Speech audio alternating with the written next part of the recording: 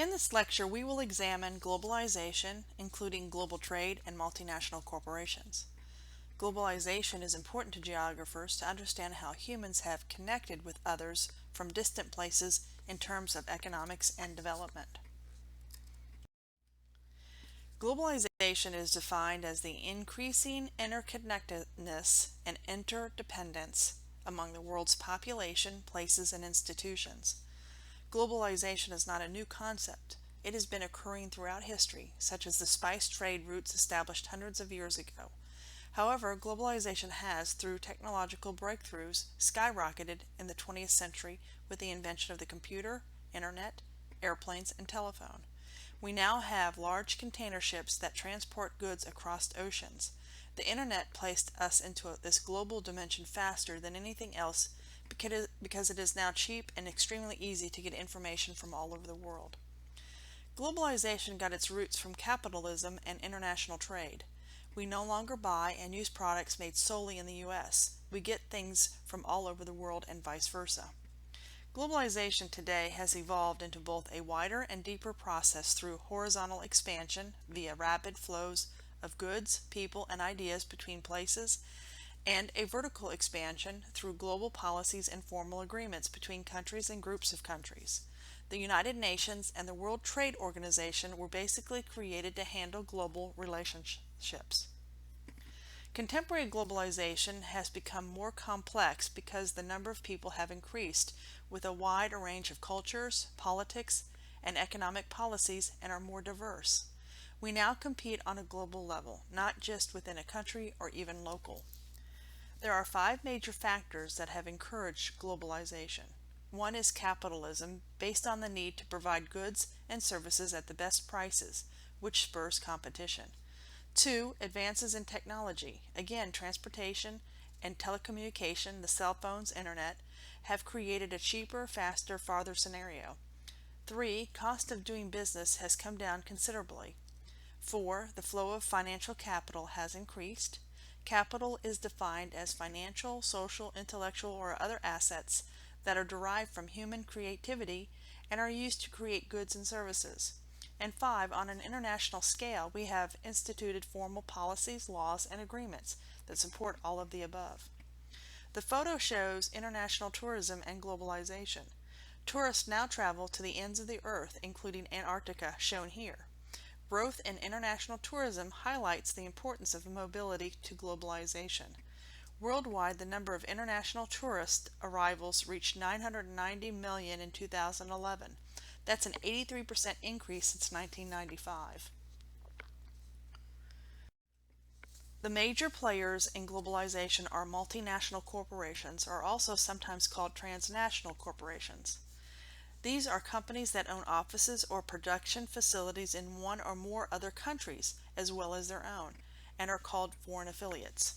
In 2011, each of these 3 largest MNCs, Royal Dutch Shell, ExxonMobil, and Walmart stores earned revenues in excess of $400 billion. The map on the left shows the number of parent companies by country with a breakdown of Europe on the bottom. The map on the right shows the number of foreign affiliates by country. Multinational corporations employ approximately 80 million people worldwide. It's a sizable number of people, but less than 3% of the world's economically active population. Multinational corporations engage in what is called foreign direct investment, which is the transferring of money from their home country to foreign or host countries to finance their foreign business activities in those foreign countries. This could include purchasing real estate, constructing facilities, hiring local employees, and buying local raw materials.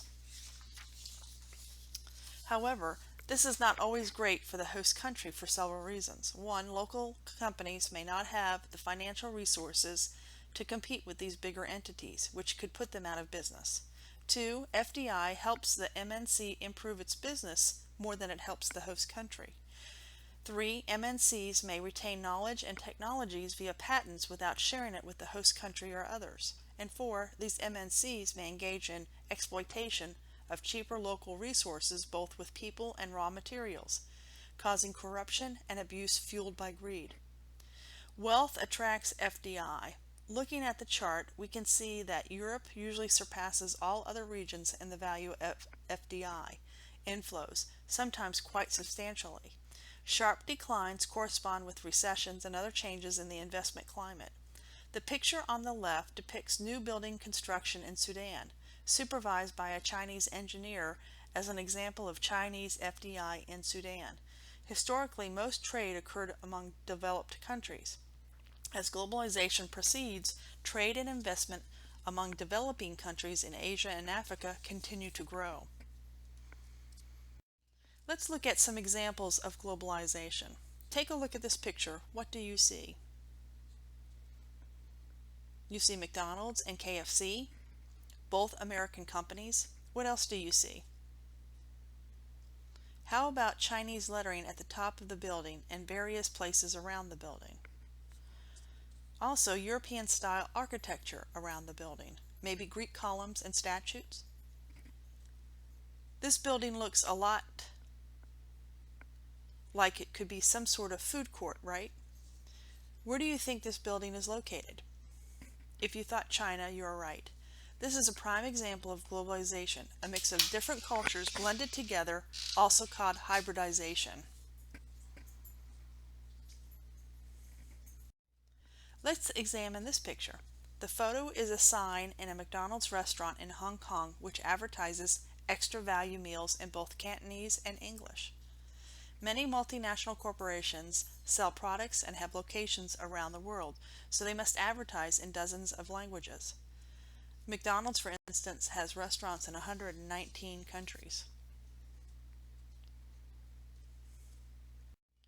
Yet another example of globalization. This is an interesting slide. We see two well-known products conceived in the United States and then spread globally. The green circles under Starbucks represent the number of shops in each country. What pattern are you seeing in both Starbucks and McDonald's locations? If you thought of mainly developed countries in the Northern Hemisphere, you are right.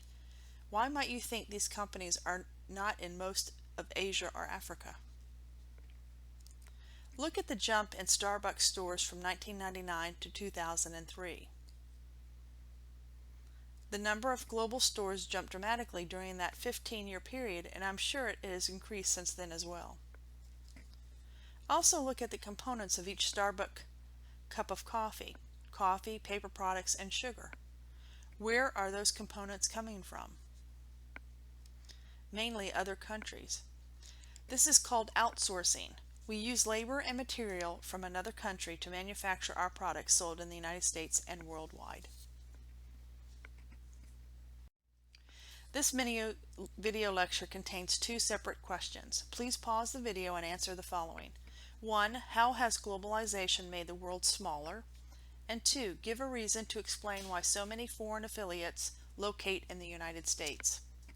In your own words and using the text as a guide, be thorough and specific with your answer.